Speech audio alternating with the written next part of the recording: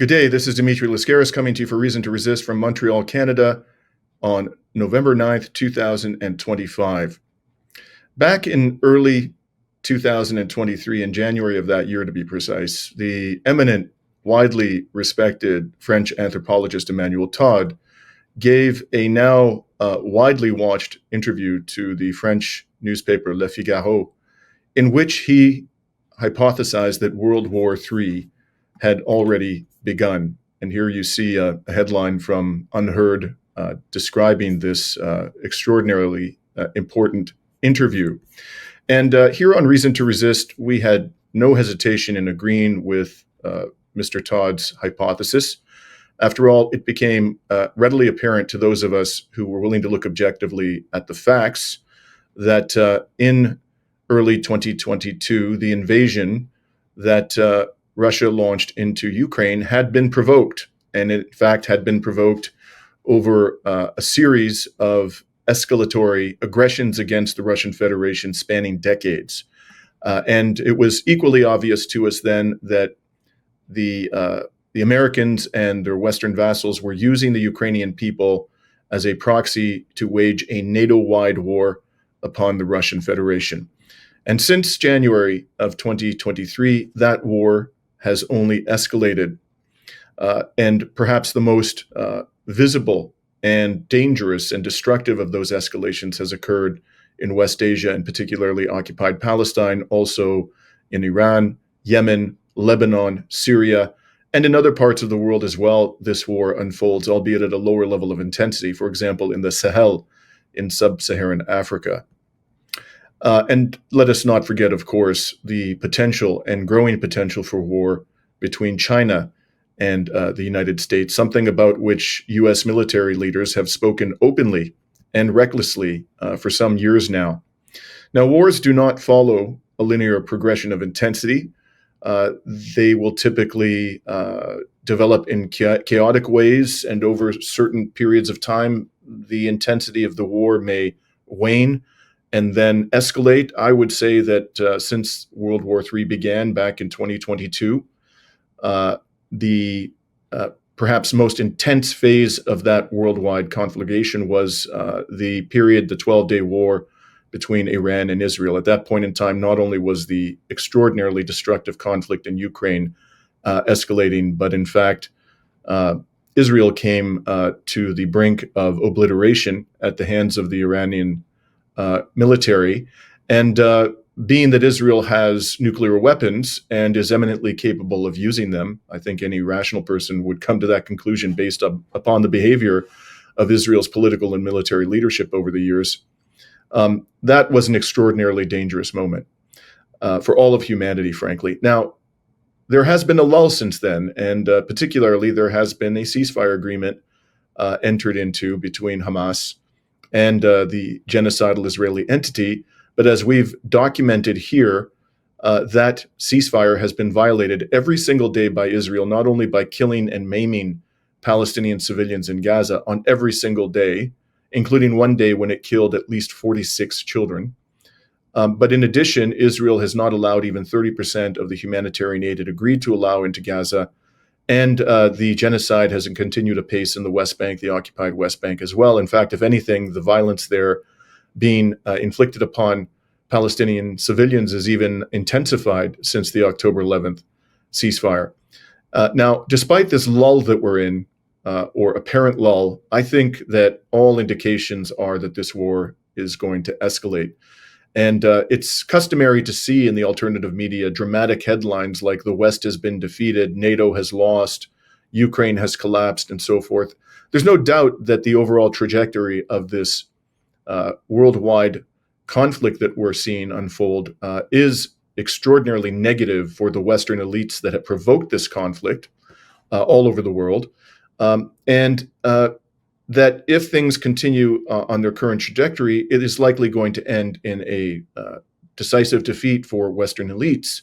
But no one should be so naive as to believe that this conflict is over. The West has ample means at its disposal to destroy all of humanity, to destroy the global economy, and Again, given its record of depravity over the last several decades, we shouldn't assume that it won't resort to the most drastic methods available to it to avoid a defeat. And in my opinion, all signs are that this global conflagration will escalate. And for that purpose, we've invited onto our program today a guest who is joining us for the very first time. But before I introduce him to you, I want to remind you that it's important for purposes of the growth of our reach and our unapologetic brand of resistance journalism that if you like this video and you find it to be informative, that you share it, you like it, and if you're not already a subscriber, we strongly encourage you to become one. We've experienced quite rapid growth from the time we founded Reason to Resist about 16 months ago. But we've seen some very distinct signs in the past 6 weeks or so, particularly since this ceasefire was entered into on October 11th, that our videos are being suppressed to a degree that is unusual even by historical standards. And we see lots of indications that there has been a general escalation in pro-Israel propaganda and a general suppression of truth-telling, anti-imperialist journalism across the board on social media. So you can help us to overcome these efforts to suppress our reporting by becoming a subscriber if you are not already one. So with that, let me introduce our guest who joins us today from the Iranian capital, Tehran. His name is Hamed Ghashghavi. He's an Iranian researcher of North American and European studies. In 2019, when he was the Secretary for International Affairs of an organization called New Horizon, Hamed was sanctioned by the U.S. government, becoming Iran's youngest person to be sanctioned by the U.S. regime. At that time, the U.S. also sanctioned New Horizon. Hamed is a biographer, an interpreter, and an assistant of documentary filmmakers. Thank you so much for joining us today, Hamed. Thank you, Dimitri, and welcome to Tehran. It's a pleasure to be there, if only virtually. So, Hamed, I'd like to start with your personal experience of the sanctions regime. Why do you think the U.S. government targeted you and New Horizon back in 2019? Okay, thank you for your show. And so to begin, I had a very short comment on what you said, particularly when it comes to Emmanuel Todd, the French anthropologist, actually. He has a very famous book, La Chute Finale, Final Fall, in which he explains how the Soviet Union will be destroyed 14 years before the destruction of Soviet Union. And then late in 2003, he has a book, he authored a book, Après l'Empire, After Empire, which is about the US imperialistic and hegemonic empire across the globe. And the last book of Emmanuel Todd is La Défaite de l'Occident, the defeat of the West, which is kind of civilizational matter, as well as French philosopher Michel Onfrè's book entitled La Décadence. So we are talking about how the Western, as you have been saying, civilization and the school of thought is in decline after all we are witnessing Ukraine, Gaza, Middle East, and so on, and that's not really good for the Western elite. So, but when it comes to sanctions, so we are an NGO, and we have been inviting American and European independent thinkers and artists to Iranian universities, giving lectures, having QA sessions, sometimes to the media, but particularly to Iranian youth within the schools and universities and academic centers. And you know why there is a problem? We have Edward Said's book called Orientalism, and which explained the way we in the East look to the West, even from a Western approach and frame. And so in Iran, when we are in the media, in universities, when we are talking about the West, about the US, how Americans have been really doing a lot of harm to Iranian people since 1953, coup against democratically elected government of Mossadegh and so on. So some of these Iranian young people, because there is a lot of media pressure on them, just I remind there is more than 270 TV channels, satellite TV channels in Farsi language, which is the main language in Iran, on daily basis 24/7, talking not only actually about cultural issues, but about politics, about these mullahs, these regime in Tehran and so on. And that's why some of these Iranian, as we call them, Z generation, they can be actually influenced by all this propaganda and the power of the media. That's why sometimes if I say something about the West, they are saying, okay, he may be a mercenary, he's paid by the regime and Akhund and mullahs and so on.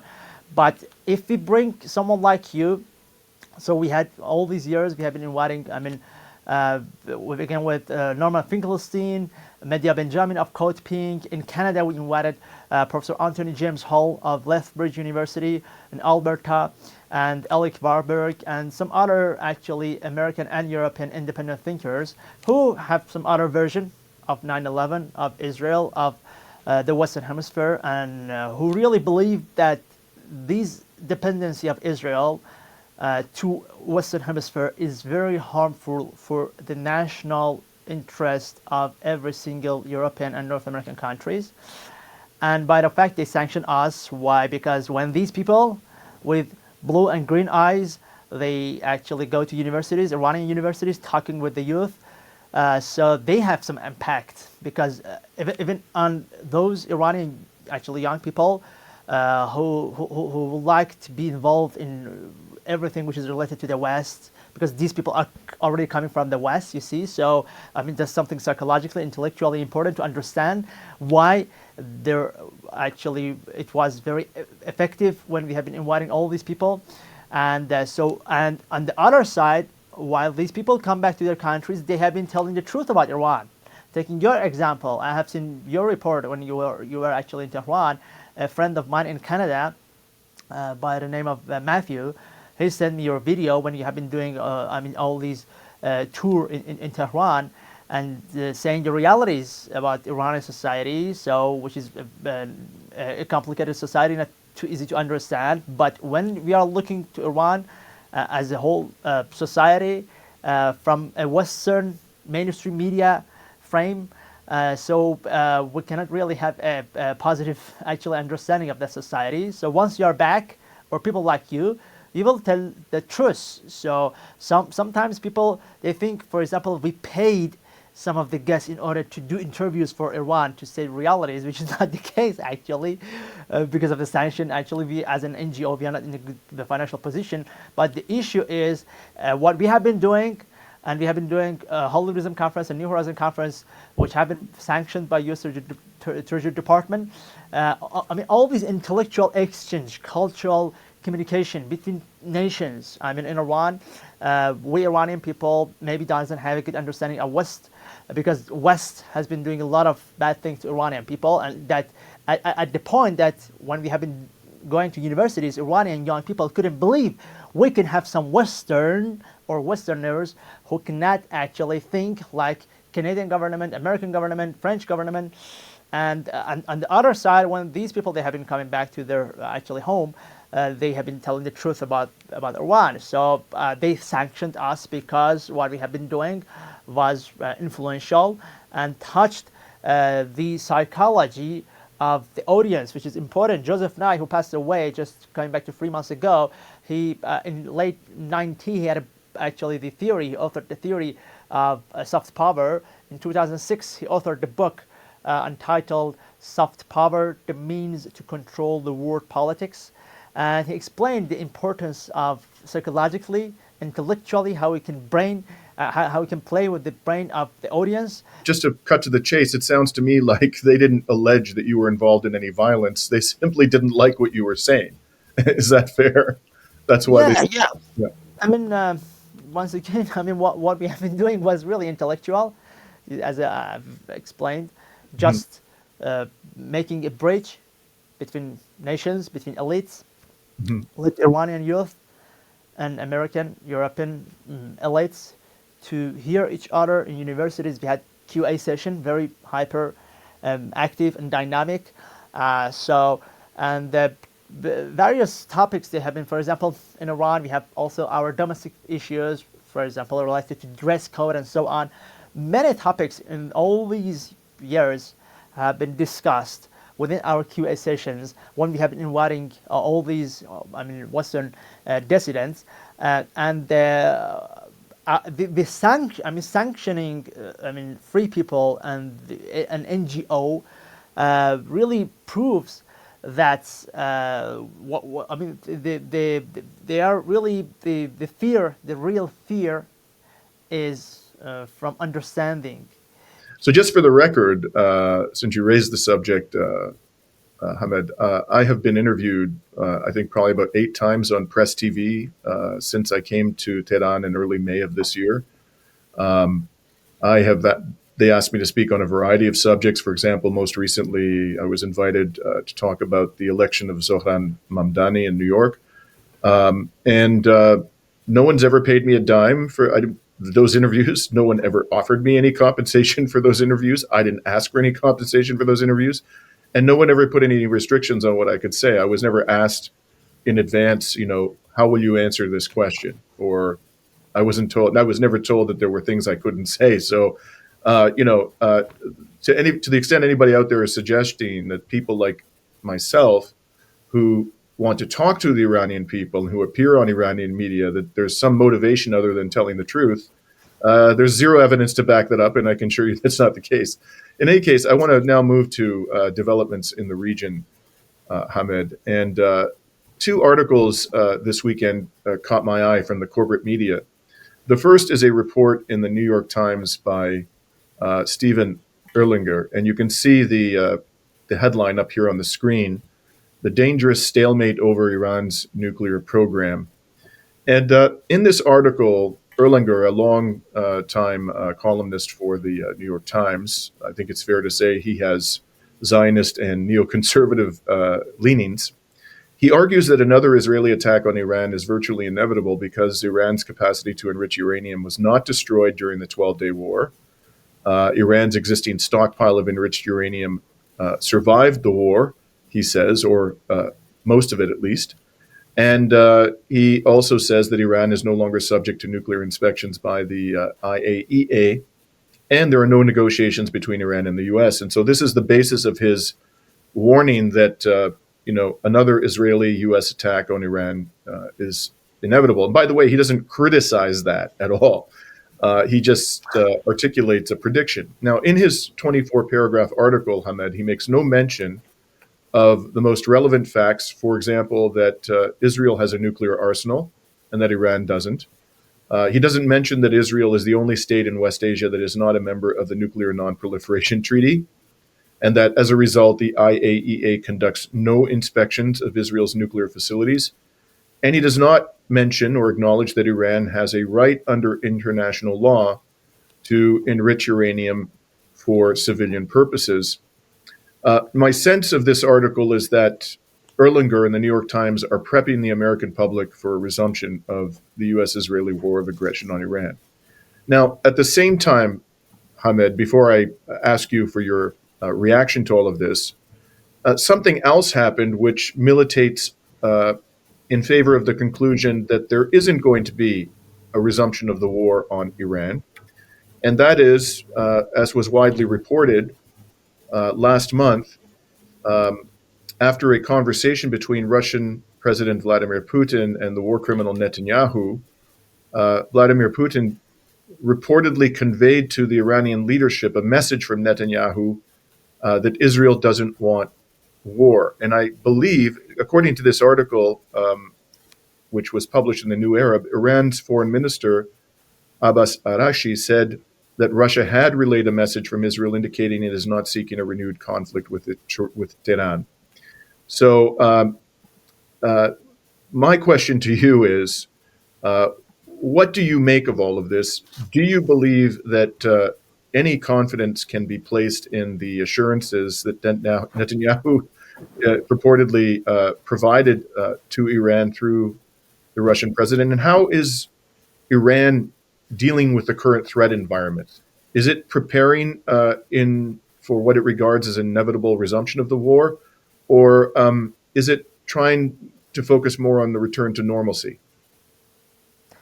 Thank you for your actually very intelligent question referring to that article by Steve Ellingers. I mean, as an example of the corporate media, mainstream media in the Western Hemisphere talking about Iran and the whole non-Western actually world.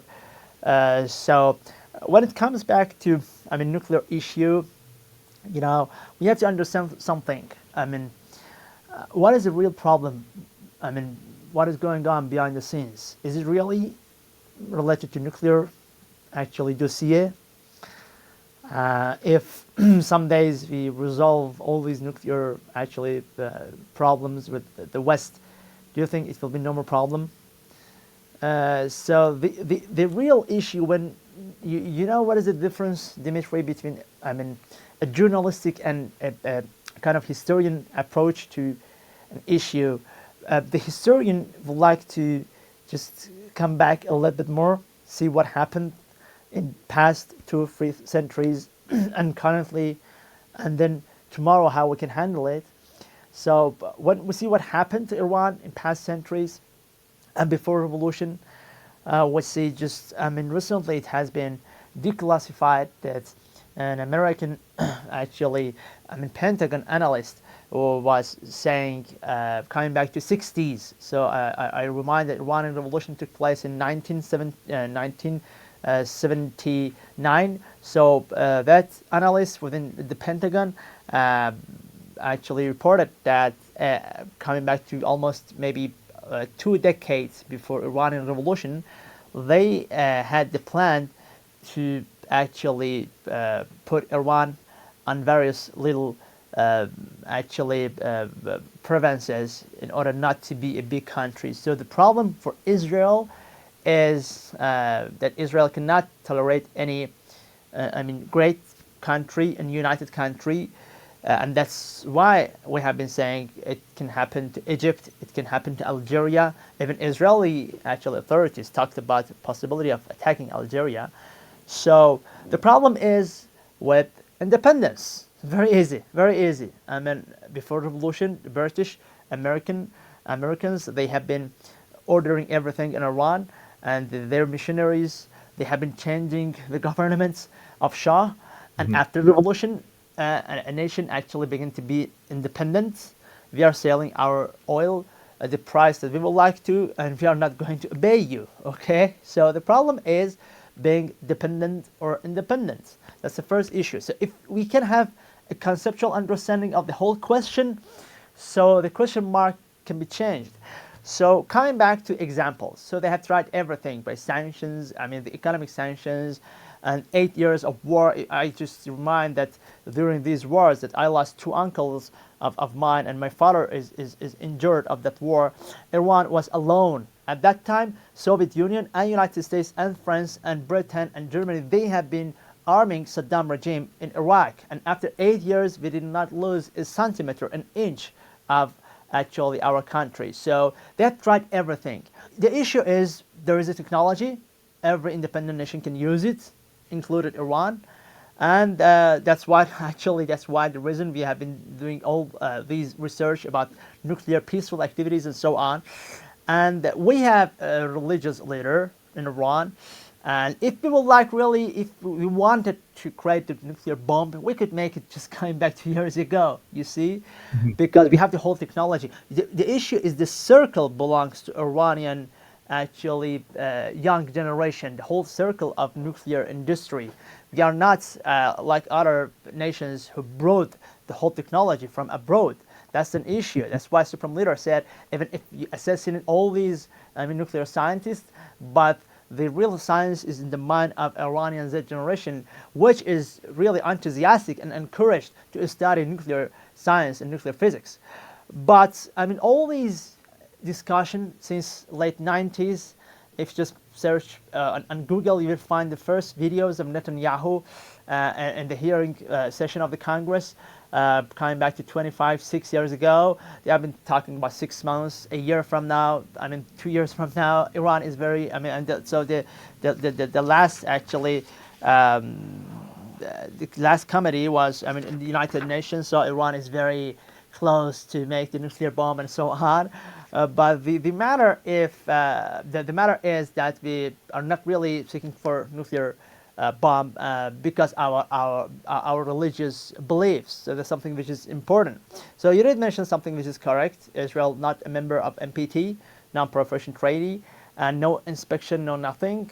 And on the other side, you have Iran, peaceful, I mean, nuclear activities. And we for those of your audience that are not familiar with, we have in Iran the huge achievement of peaceful nuclear activities for healthcare, for social matters, for so on. And that's why Western actually countries, they are in favor of even adding investment when it comes to nuclear energy. So, but the real issue when it comes to, you know, tomorrow if we say, okay, we abandon all these nuclear actually facilities and so on, as we have done in JCPOA, Joint Comprehensive Plan of Action. We call it Darjam in Farsi, coming back to past, I mean, 10 years ago. We almost stopped, I mean, our nuclear activities and centrifuges, and the yellow cake went out of Iran. Why? In order to have, I mean, to prove to the West that we are in a good faith, because we would like to prove that we are good guys. So we have been doing that. What was the result? I mean, the result was in the middle of conversations and talks and negotiations after 10 years. I mean, can you imagine on Sunday you are going to meet someone to talk about some business affairs on a Sunday, and on Friday they assassinate you in your home? Can you believe? Unbelievable.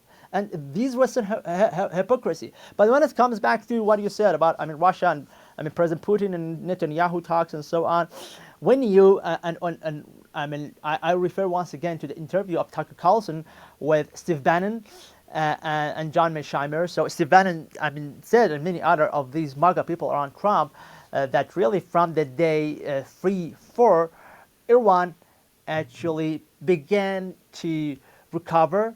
And so after they, I mean, 5-6, they begin via Arab, I mean, Persian Gulf countries, Qatar and Emirates, and European actually counterpart, and Steve Witkoff personally, to ask Iran for a ceasefire. The issue is what Supreme Leader is saying is that if we are saying, okay, that's fine, we abandon all these nuclear, I mean, facilities and sciences and so on. So tomorrow, do you think the West will say, okay, the problem resolved with Iran? No, tomorrow you have to recognize Israel. If the issue is Iranian sovereignty and independence, and the Iranian people are determined to maintain their independence and sovereignty, what that sounds like to me is that the resumption of hostilities on Iran is inevitable, because the ultimate goal that the West has set and Israel have set for their dealings with Iran is not accomplished, and the ultimate goal is subjugation.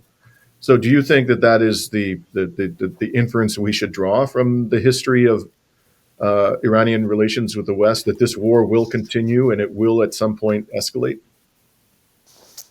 You see, just last point that I wanted to mention, coming back to that conversation between President Putin and Netanyahu. You know, in Iran, we are ready, and we have been. I mean, we have been ready. But the issue is the first day, the shock was the assassination of almost 30 Iranian military commander and nuclear scientists. And the Israelis, they used AI, artificial intelligence and technology. I mean, the technology part of Israeli operation in Iran was almost 80%, maybe, I mean, 20% human agency. So we cannot trust, I mean, Israelis or the Western, I mean, hypocritical, mouthpiece and leaders. So we have to be ready, and so we have to defend ourselves. And that's why, and we know nowadays that And Trump said it just coming back to some days ago that U.S. was aware of what is going on, and even under the negotiations, they knew that Israel is going to attack, and such a thing cannot produce in a week or two.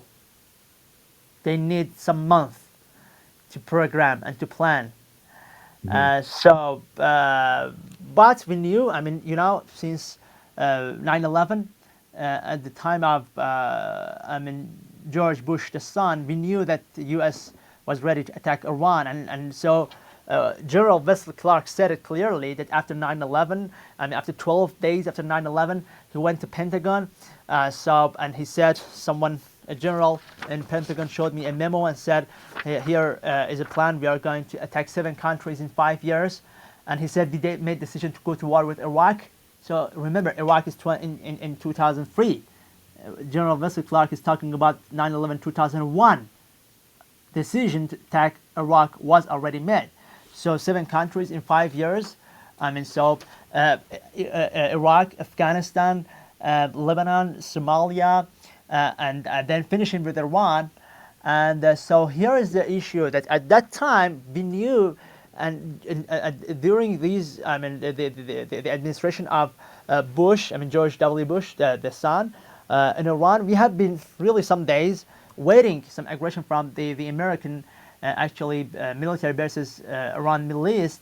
And at that time, U.S. military power was much more than comparing what is today. So the intelligence of Ayatollah Khamenei, the supreme leader of Iran, was to postpone this confrontation to 20 years later. And on the other hand, working on missiles in order to defend Iran. I can guarantee you something. If in Iran we don't have Islamic Republic today, if we have an independent government, a nationalist government, a government which is not religious, but taking care of Iranian sovereignty and national security and defending Iranian people and land, I guarantee you the West will not abandon all these hostilities against Iranian people. The NATO, the whole system from France, the UK, Germany, the US, were defending Israel and against Iranian missiles, and they have been defeated somehow. Iran was not against Israel, and we know it well nowadays that without American intelligence, military, diplomatic support and assistance internationally and regionally, Israel cannot live for a second. Correct. Absolutely. NATO was entirely behind the genocide in Gaza. NATO was behind the destruction of South Lebanon. NATO was behind the massive destruction that was inflicted on Yemen. Just the point what you said. Coming back to Russia, we know. Once again, I'm referring because I'm too much following the French media. Michel Onfray said in an interview in 2022 that la guerre de l'Ukraine n'a pas commencé en 2022. The war in Ukraine didn't actually start in 2022, but in 2014. But he said les médias ils ont décidé que ça commence en 2022. The media has actually decided that the war is right now actually beginning in 2022, and we know that all these years Putin was trying that war not to take place. 14,000 originally Russian people, they have been killed in Ukraine before all we have seen in 2022. And all these negotiations between Putin and François Hollande and Merkel, and then late President Macron. So Putin was offering a lot of options to Ukraine, and so that's what Robert Kaplan explained in a book entitled "The Revenge of Geography." If you are going too much closer to some countries, so there's something normal that it will react. So what you said about NATO is right. And once again, NATO involvement in Gaza, you have been saying, so sorry for interruption. Yeah. So let's move then to the Lebanon. I'd like to talk to you briefly about that theater of conflict in this global war. During the last few weeks, Israel has stepped up its aggression against Lebanon. Here you see an article from Al Jazeera today reporting that Israeli attacks killed 3 in Lebanon as the EU urged Israel to respect the ceasefire, nothing it has done at any point since that ceasefire was entered into with Lebanon late last year. The EU's urging, of course, is not accompanied by any concrete measures to incentivize Israel to respect the ceasefire. Also, the media have reported that the strike yesterday, which killed two brothers in an attack on a vehicle between the southeastern Lebanese towns of Ain Aita and Sheba, was not the only attack. They also attacked the Israelis by drone a car near Salah Gandour Hospital in the southern town of Bin Jbeil and injured 7 people. 2 missiles struck the vehicle in a densely populated area. Now, at the same time as these Israeli attacks on Lebanon are escalating, the U.S. government is claiming that Iran managed to funnel nearly $1 billion to Hezbollah in 2025.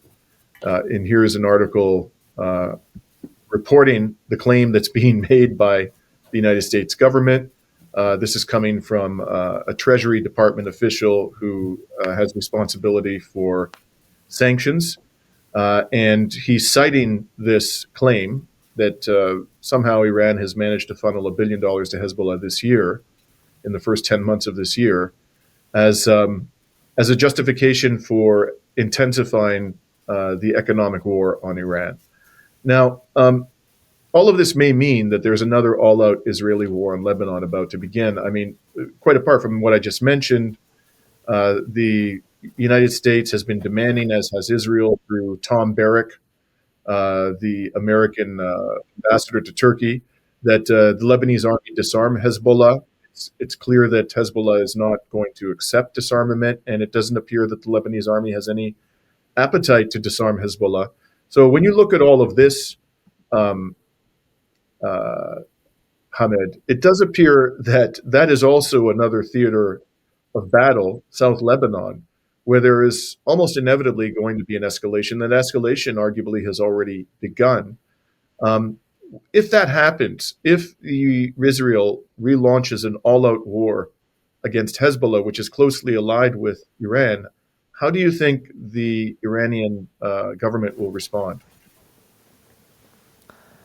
You see, the problem with your question is that it's based on a classic manner. So we are saying the American army, the Israeli army, they are the best of the best when it comes to classic wars.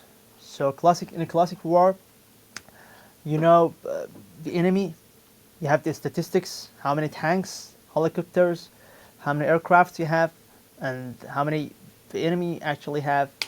And so that's a kind of classic war. But when it comes to Middle East, that's, as French people saying, guerre asymétrique, asymmetric war. So when it comes to caves in Afghanistan, when it comes to tribal society of Iraq, when it comes to south of Lebanon or to Gaza, these heroic actually armies of United States and Israel, they cannot advance their goals as they have been thinking from the beginning. So in answering your question, one post in post October 7th. So we have to confess that the whole world will not go back to, two periods. The first one was 9/11. We know nowadays that we cannot come back to pre 9/11 era, as we know that we cannot come back to pre October 7th era. So what it happened October 7th? So Hezbollah and Lebanon, the way they entered. So Israeli, they have been thinking that Hezbollah will intervene too fast, and here is a problem. In Russian School of War, Iranian School of War, look at Russian example with Ukraine. Look what happened to Napoleon, French Napoleon in Russia. Even a war can take, 20 years, but step by step, it will be the result and the outcome of the war will be changed. So we in Iran, we are known to be patient. When it comes to wars and so on, we are not looking for a quick, with a sign of finger, actually result of a war between Iran or any other aggressive actually country. It was easy like this for American Army, for Pentagon, for CIA, for IDF. So they could just finish the whole story in a year. But we know that since more than 2 decades, the whole Western hemisphere, ideologically, intellectually, militarily, politically, diplomatically, they have been trying their best to encircle Iran. All these military bases, American military bases, actually Iran being surrounded by, and then they could not actually defeat Iran yet. 22 Iranian provinces not even touched by Israel during the 12 days war. Can you imagine the tiny Israel and how the big Iran is as a country? 22 provinces not even touched. So that's it. And the issue is, there are many factors should be taken in account, and so we have to just wait and see what will happen. But I imagine if that happened between Israel and Lebanon, Hezbollah may surprise because with the loss of Sayyid Hassan Nasrallah and some commanders, people when at the first day of Iran of 12 days war against Israel, they have assassinated General Hajizadeh, who was the head for years of Iranian missile technology, and so we thought that Iran cannot fire missiles on the first day, but the first nights, from the Friday morning to Friday night, Iran began to retaliate. Why? Because the technology was there. Okay, the commander was being removed, but the whole chain was not been actually touched, and that's it. And these people, they are. Here's the difference, Dimitri. In Israel, in IDF, those people going to war, they have fear. People, the fighters, the freedom fighters of Hamas, of Hezbollah, of Iran, they are. I'm not saying they are seeking to be dead, but they are ready to give their body and soul and family when it comes to defend their countries, and that's it. Okay, so let's turn finally to the other ceasefire that Israel is violating on a daily basis, and that, of course, is the ceasefire in Gaza. The Gaza Health Ministry has been issuing daily reports about the killings and woundings of Palestinians in Gaza. And here I'm going to show you the Health Ministry's report from today. And what it disclosed is that in the last 24 hours, the Israelis killed 1 Palestinian and wounded 5 other Palestinians. They also state, the health ministry, that since October 11th, when this so-called ceasefire came into effect, Israel has killed 241 Palestinians in Gaza and wounded another 619. That's an average of more than 8 killed per day and more than 21 wounded per day. And in addition, there's the issue of humanitarian aid. This is from the government media office in Gaza, issued today. It reports that the occupation maintains its policy of starvation in Gaza, violating the ceasefire terms since the start of the October 2025 ceasefire. Only 4,453 aid trucks have entered, 28% of the 15,600 expected. So that would have been the total if Israel had honored its commitment to allow 600 aid trucks in every day. And the Gaza Media Office goes on to state that the occupation forces restrict over 350 essential food items, including meat, dairy, and vegetables, confirming the deliberate engineering of food insecurity for the Palestinians in Gaza. Now, Hamed, the the Palestinian resistance is reporting that there are only 4 bodies of killed Israeli captives to be returned to the Israelis. They've returned all but 4 of those captives who were killed during the 2 years of genocide. And when the resistance has located and returned those bodies to Israel, we are told that they are supposed to move to phase 2 of the ceasefire, which will be, if Israel complies, a complete withdrawal or almost complete withdrawal from the Gaza Strip, and uh, the beginning of reconstruction, a massive reconstruction effort in the Gaza Strip. So that's what we're told is supposed to happen. And my question to you is, based on you know what you've seen and experienced as a person who lives in the region in terms of Israeli aggression, what do you think is likely to happen once those 4 remaining uh, bodies have been turned over to the Israelis? Do you think at that stage Israel will, in fact, proceed to phase 2 and begin a full blown withdrawal, or do you see this as merely a delay before the resumption of the genocide with all of its fury? Uh, yeah, Dimitri.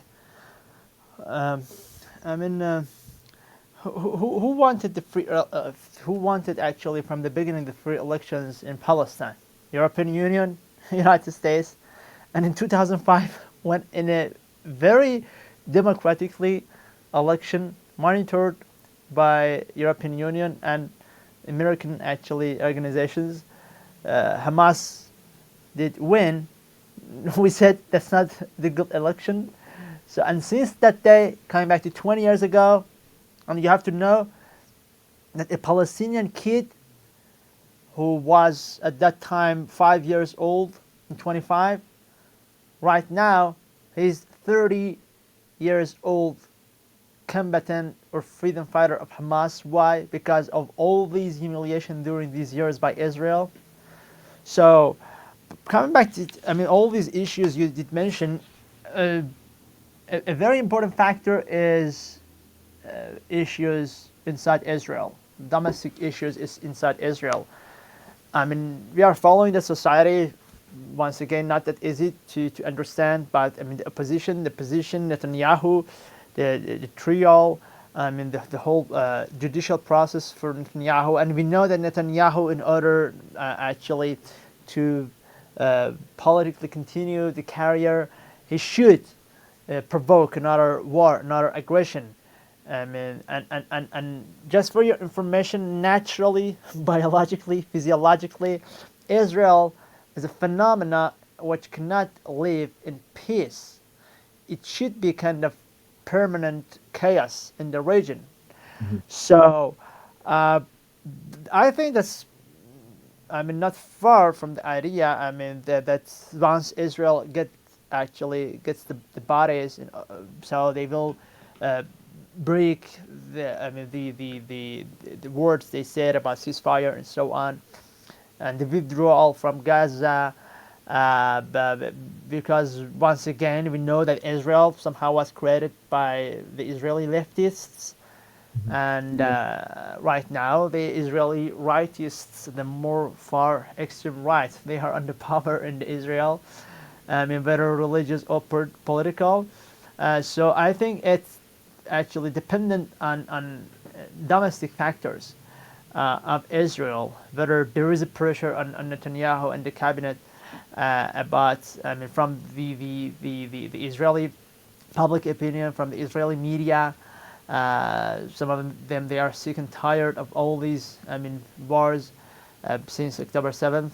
And on the other side, I refer to what I said earlier about that eschatological understanding of the decision makers in Israel, that we have to save Israel. Netanyahu said it. He said, I have a historic duty to save Israel. We should remember that. So with all that being said, when a comedian said the Middle East is too calm and tranquil. something is wrong. So, I mean, I'm not saying tomorrow a war is going to take place, but we have to understand all these, equations and factors should be taken in account. But I don't believe, look, Israel for 2 years, come on, the statistics you have been, Dimitri, given to the audience. All these people, they are not numbers. They had families, friends, boyfriend, girlfriend. 60,000 people we are talking, and the starvation of some 100,000 people, according to what Omar Barghouti said. Not Omar Barghouti, another member of the Barghouti family, very famous. I forget the first name, but anyhow, when enough is, come on, when that's too much from the eyes of a European citizen, from the eyes of an American citizen, till what is the limit? Till when America and Europe should sacrifice the whole European civilization for the sake of Israel? So, it should be a stop. And the problem is, in Israel, we have these people, they are warmongering, they are not going to stop actually any conflict in order to save their political career. And that's something very harmful for the European, as you did mention, for European elite. And normal people, ordinary people, they are going in the Western Hemisphere being hurt and harmed by Israel. The tax money of American people, European people, why should go to Israel to kill Palestinian people? And once again, coming back to the statistics, these people on a daily basis, they are, killing people, innocent people. They have nothing to do with Hamas. But these people, and after, post October 7th, Israel said, okay, we are going to remove Hamas. So after 2 years, I asked the question, Dimitri, could they remove Hamas? Could they destroy Hamas? If the answer is yes, with whom they have been negotiating to get the actually Israeli detainees or hostages, as they call it, because in the Western media we are saying, okay, Palestinian prisoners or Palestinian detainees and Israeli hostages. They have taken hostages anyhow. So, but the issue is Hamas had many demands of Palestinian young people to be recruited in organization in order to defend the country. Why? Because once again, the example I gave you, 2005, 2025, after 20 years of humiliation of a Palestinian kid, when that's a Palestinian young, it will take revenge. Well, thank you very much for joining us today, Hamed. It's been a pleasure talking to you, and I hope we can continue the discussion in future. Thank you so much, Dimitri, and I wish so we can meet each other once and in Canada if the sanctions are removed, so I can travel, or I meet you again in Tehran. Okay, I look forward to it.